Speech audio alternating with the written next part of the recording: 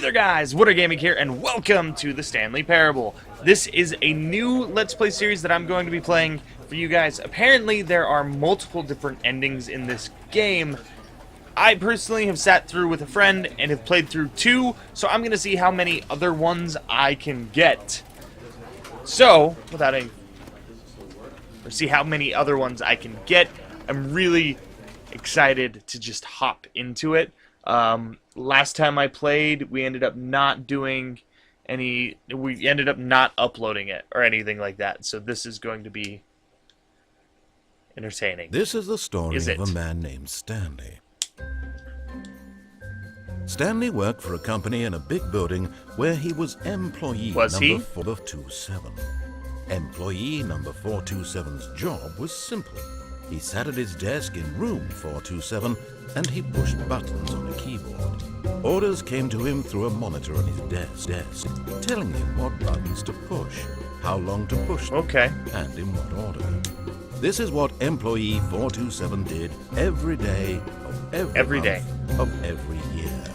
And although others might have considered it soul-sucking, Stanley for you too? Every moment that the orders came in, as though he had been made exactly for this job. And Stanley... Was I happy? And then one day, something very peculiar happened. Something that would forever change Stanley. Something he would never quite forget. He had been at his desk for nearly an hour when he realized that not one single order had arrived on the monitor for him to follow. No one had showed up to give him instructions, call a meeting, Why is that computer or even on? say hi. Why is that computer Never on? in all his years Go at the find company these other computers. had this happened. This complete isolation. Something was very clearly wrong. Shocked, frozen solid, Stanley found himself unable to move for the longest time. But as he came to his wits and regained his senses, he got up from his desk and stepped out of his office. Don't... But Stanley simply couldn't handle the pressure. What if he had to make a decision? What if a crucial outcome fell under his responsibility? He had never been trained for that. No. This couldn't go any way except badly. The thing to do now, Stanley thought to himself, is to wait. Nothing will hurt me. Nothing will break me. In here I can be happy forever. I will be happy. Stanley waited. Hours passed, then days. Had years gone by? He no longer had the ability to tell. But the one thing he knew for sure, beyond any doubt, was that if he waited long enough, the answers would come. Eventually, someday, they would arrive. Soon, very soon now, this will end. He will be spoken to. He will be told what to do. Now it's just a little bit closer. Now it's even closer. What am I... Oh. Here it comes. What just happened? Did it end? Was that one of the endings? What just happened? That had to have been one of the endings. That is odd and exciting. Okay, can I... Okay, well, we're gonna hop out now.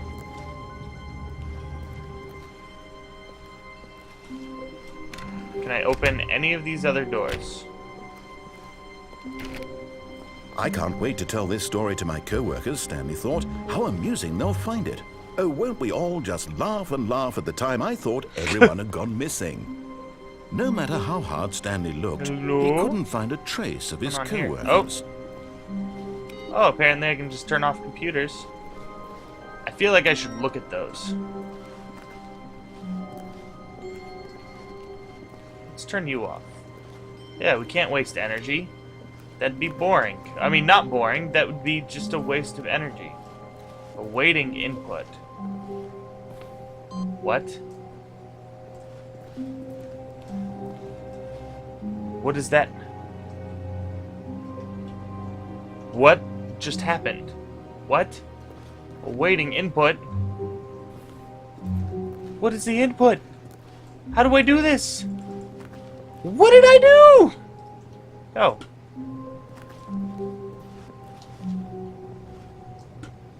Can I do it now? No? Okay. I You can also just walk on desks. Let's keep on moving. We're gonna keep on going. I'm stuck in a doorway. There we go. I'm in a door jam. Oh, God. This is why I have no friends. Just kidding. I have a few. One. When Stanley came to a set of 2 open doors, he entered the door on his left. This is a game all about not making decisions, but making decisions at the same time. So we're going to go in the right door. This was not the correct way to the meeting room. I didn't know I was supposed to be going to the meeting room. Perhaps he wanted to stop by the employee lounge Okay, first. well, yeah, that's just where I'm going to admire go. it. I'm going to go to the employee lounge first. Wow. Yes. This room. You're right. What a beautiful room. What a gorgeous, gorgeous room. Thank goodness Stanley had taken this detour on his way to the meeting room. Life without having experienced this room was now too horrible even to consider. Crouch. Okay. But eager to get back to business, Stanley took that the a phone? first open door on his left. There's a phone. That's weird. First open door. And so he detoured through the maintenance section, walked straight But- ahead to the opposite door, and got back Big on red track. button. Big red button. Nope. I feel like that's the way I took last time. Oh no, that's the meeting room. I don't want to go to the meeting room yet. Can I keep explorating? That's a no-go. Okay, well, to the meeting room it is then. Why do we got pictures of leaves and mountains and stuff like that? Yet there was not a single person here either. Feeling a wave of disbelief, Using Stanley slides to decided to assure go up to his employees boss's office, everything hoping he is might okay. find an answer there. Everyone is unique. You, most of all. Well, if this is a meeting room, that means everybody is in here. Number of slides on this slide. Slides to charts and slide. Okay.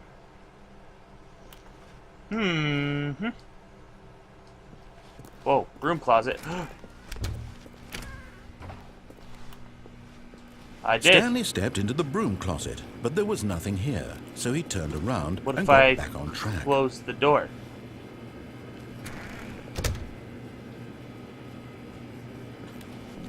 There was nothing here. No choice to make, no path to follow, just an empty broom closet. No reason I to don't- still be here. What's that? It was baffling that Stanley I'm was still just sitting thinking. in the broom closet. He wasn't even doing anything. At least if there was something to interact with, he'd be justified in some way. As it is, he's literally just standing there doing sweet FA. There's gotta be something I can mess with. Are you Yes. really still in the broom closet? Exactly! Standing around doing nothing? Why? Please offer me some explanation here. I'm genuinely confused. I wanna fix stuff. You do realize there's no choice or anything in here, right? If I'd said Stanley walked past the broom closet, at least you would have had a reason for Fine. exploring it to find out. But it didn't even occur to me because literally this closet is of absolutely no significance to the story whatsoever. I never would have thought to mention I don't believe you. Now that you said that, I don't believe it. What if I just stand here in the broom closet? Maybe to you this is somehow its own branching path. Maybe when you go talk about this with your friends, you'll say, "Oh, did you get the broom closet ending? The broom closet ending Yeah. was my favorite." I hope your friends find this The broom consoling. closet ending is my favorite. Stanley was fat and ugly and really, really stupid. He probably only got the job because of a family Oh, connection. God. That's how stupid he is. That or with drug money. Also, Stanley is addicted to drugs and hookers. Oh my god! Well, I've come to a very definite conclusion about what's going on right now. You're dead. You got to this broom closet, explored it a bit, and were just about to leave because there's nothing here, when a physical malady of some sort shut down your central nervous system and you collapsed on the keyboard. Well, in a situation like this, the responsible thing is to alert someone nearby so as to ensure that your body is taken care of before it begins to decompose. Hello? Anyone who happens to be nearby? The person at this computer is dead. He or she has fallen prey to any number of your countless human physiological vulnerabilities. It's indicative of the long-term sustainability of your species. Please remove their corpse from the area and instruct another human to take their place at the computer, making sure they understand basic first-person video game mechanics and filling them in on the history of narrative tropes in video gaming, so that the irony and insightful commentary of this game is not lost on them. All right, when you've done that, just step out into the hallway. What if I don't step into the hallway? What if I keep staying here? What if I am intentionally trapping myself in the broom closet? Is there any point to me still being here? Is he going to say something else? Am I having too much fun standing in a broom closet? I think so. Can I... He's not going to say anything, is he? Okay.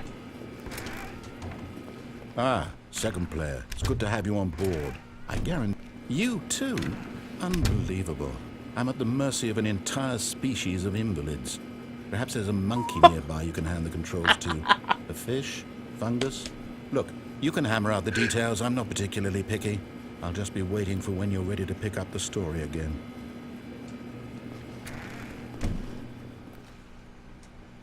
The broom closet. Alright, continuing on. Coming to a staircase, Stanley walked upstairs to his boss's office. Now I'm gonna walk downstairs. Oh god.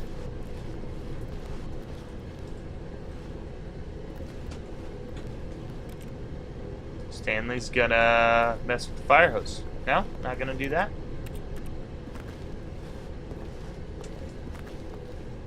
But Stanley just couldn't do it.